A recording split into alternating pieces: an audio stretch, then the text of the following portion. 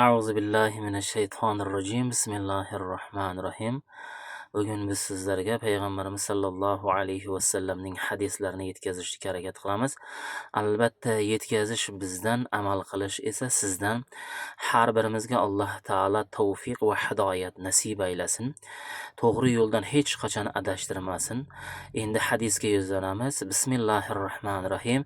An Abi Hurayra radhiyallohu anhu anin nabiy sallallohu alayhi vasallam من أتى كاهنا أو عرفا فصدقه بما يقول فقد كفر بما أنزل على محمد صلى الله عليه وسلم. رواه أبو داود والترمذي. Abu Hurayra roziyallohu anhudan rivoyat qilinadi. Nabiy sallallohu alayhi vasallam kim munajjimlarga va folgunlarga borsa, ularning aytayotganlarini tasdiqlasa, folbin va munajjimlarga borsa, ularning aytayotgan gaplarini tasdiqlasa, bas Rasululloh sallallohu alayhi vasallamga nozil bo'lgan narsaga kofir bo'libdi dedi. Abu Dawud va Tirmiziy rivoyat qilgan.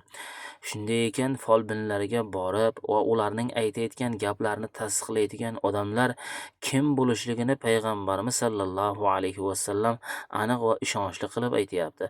Rasululloh nima desa, albatta shu narsa bo'ladi. Chunki Alloh taolo Qur'oni Karimda Rasululloh buyursa olinglar va Rasululloh nimadan qaytarsa qaytinglar degan.